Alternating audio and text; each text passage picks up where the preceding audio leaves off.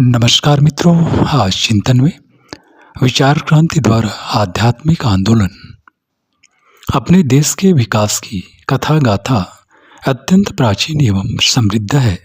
इस समृद्धि और संपन्नता के पीछे त्याग और बलिदान की एक लंबी परंपरा रही है।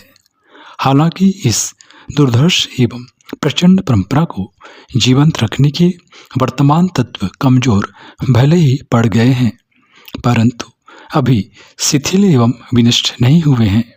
यह जीवित है और फिर से अपने समग्र विकास की राह पर अग्रसर है। बीच में अपने राष्ट्र की स्थिति हमसे संभल न पाने के कारण इसकी कमान विदेशी आक्रांताओं के हाथों में चली गई थी। हमारे तमस और घोर जड़ता की जड़ों में फिर से प्राण फूंकने के लिए यह भी आवश्यक था, परंतु 1857 की क्रांति के चक्रवाती तूफान ने इस पराभव को उखाड़ फेंका और हम 1947 में आज़ादी की खुली सांस लेने लगे। आज फिर से आज़ादी को खतरा है। यह खतरा बाहरी नहीं, आंतरिक है।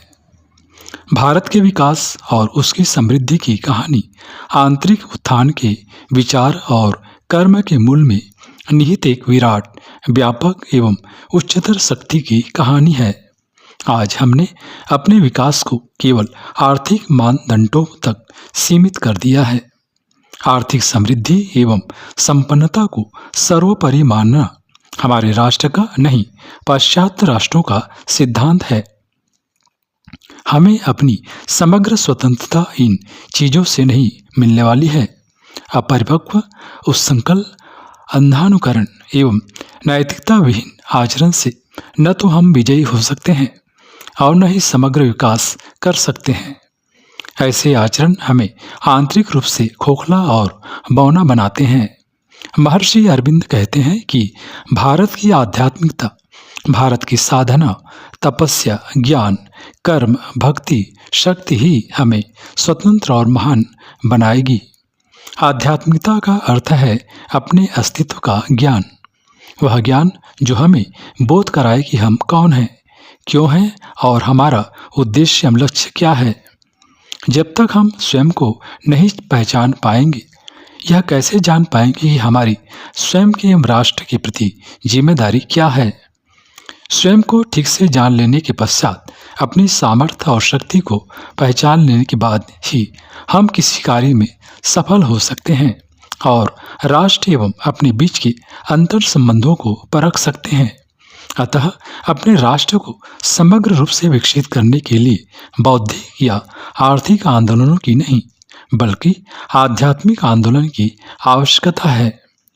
गत शताब्दी के आंदोलनों की असफलता के पीछे अधिकांशतः बौद्धिकता का होना था। बुद्धि सदैव किसी परिस्थिति को भांपने समझने के लिए पर्याप्त नहीं होती। इसके पीछे ज्ञानदीप हृदय का होना आवश्यक है। बुद्धि एकांगी है, वह हर चीज को अपने ढंग से सोचती विचारती है।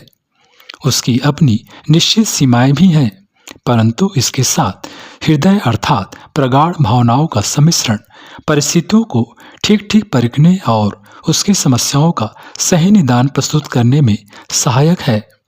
भारतीय स्वतंत्रता आंदोलन, जो कि सन 1910 के पश्चात ही उफान पर आने लगा, राष्ट्रवाद से ओतप्रोत रहा था। इस राष्ट्रवाद ने हृदय की महत् प्रेरणाओं को अधिक वेग से, अधिक तेजी से और बड़ी ही कुशलता के साथ विवेकपूर्ण बौद्धिक क्रियाओं में सामंजस्य एवं संयोग करने का प्रयास किया था, परंतु यह अपने लक्ष्य को प्राप्त करने में पूरी तरह से सफल नहीं रहा, क्योंकि इसमें भावना, संवेदना एवं आकांक्षा का पक्ष तो अपनी भारतीय संस्कृति की अविरल भावधारा से जुड़ा था, परंतु क्रिया और व्यवहार में हम यूरोपीय विचारधारा से अलग नहीं हो सके। इस वाद ने परिस्थिति की जटिलता को पहचानने, यथार्थता को जानने, अपनी लघुता एवं समस्याओं को परखने तथा गहरी अंतर्दृष्टि प्राप्त करने के लिए बुद्धि से सहायता ली, परंतु प्रज्ञा का पर्याप्त आश्रय इसे अनुपलब्ध रहा। ऐसा ज्ञान जिससे वर्तमान के प्रयोगों से भविष्य में होने वाले प्रभाव शामिल होते हैं, उनको ठीक से नहीं जाना सकता। राष्ट्रवाद ने भव्य कल्पनाएं की, राष्ट्र की स्वतंत्रता के पर्याप्त परिकल्पनाएं गढ़ी, अनेक आदर्शों को अपनाया और इनसे उसे लाभ भी मिला और लगा कि इस आंदोलन से ब्रिटिश साम्राज्य की नींव ही नहीं हिलेगी, वरन उसे अपने कार्य व्यापार सहित भारत की राजनीति से भी दूर जाना पड़ेगा। इन सब के बावजूद यह गंभीरतम सत्य को देखने और ईश्वर की इच्छा को समझ पाने में असमर्थ रहा। इस आंदोलन में जोश एवं उत्साह की कमी नहीं थी, बल्कि शताब्दियों में इस राष्ट्र की जड़ता क्रियाशील हुई थी। ऐसा आवेग और उत्साह शताब्दियों बाद मिला था, परंतु इसमें उस इच्छा शक्ति और पवित्र बल का अभाव था जो किसी भी आवेगमय अनुभव से कहीं अधिक महान और तीव्रतम होता है। इस राष्ट्रवाद को सूक्ष्म और स्थूल दोनों स्तरों पर बल मिला था। स्थूल रूप में महात्मा गांधी, बाल गंगाधर तिलक, सुभाष चंद्र बोस, गोखले, नेहरू, चाफेकर बंधु, भगत सिंह, चंद्रशेखर आजाद, राम प्रसाद बिस्मिल, अशफाक उल्लाह जैसे दिव्य हुतात्माओं का महत् योगदान था। सूक्ष्म रूप में श्री अरविंद, रमन महर्षि, स्वामी विवेकानंद एवं हिमालय के दिव्य आत्माओं की भी महत्वपूर्ण भूमिका थी। श्री अरविंद और महात्मा गांधी स्वतंत्रता आंदोलन के महानायक थे। इन दोनों स्तरों से स्वतंत्रता आंदोलन का जो बाह्य एवं आंतरिक बल मिला, उससे भारत की विजय सुनिश्चित हो गई। यह स्थिति तय कर दी कि किसी भी अवस्था में पराजय परिणाम नहीं हो सकता। अंत में विजय असंभाव्य है और यही हुआ। पराजय की गहन बेड़ियों को तोड़कर भारत स्वतंत्र हुआ। विजय रथ को हाँकने के लिए फिर से बदली परिस्थितियों में सूझबूझ की आवश्यकता पड़ी, परंतु दुर्भाग्य की बात थी कि स्वतंत्रता के प्रज्वलित ज्वाला को थामने के लिए निस्वार्थ एवं तप ज्ञान से परिपूरित आत्माओं का सर्वथा अभाव रहा और इसी अभाव के कारण देश की स्वतंत्रता के पश्चात देश को समग्र विकास की दिशा में ले जाने में सघन संघर्ष करना पड़ा, जो अभी तक जारी है। यह तभी संभव होगा जब हम बुद्धि के साथ हृदय की भाषा सुनेंगे। अंतर्ज्ञान को पाए बिना प्रगति समग्र नहीं हो सकती। यह आध्यात्मिक आंदोलन से ही सफल हो सकती है, जिसे विचार क्रांति के रूप में बल एवं पोषण दिया जा रहा है।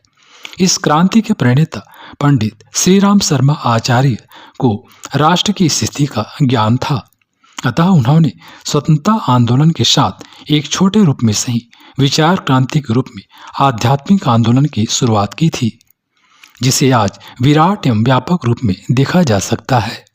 भावी जगत की परिकल्पना इसी के माध्यम से सार्थक होने की संभावना व्यक्त की जा रही है।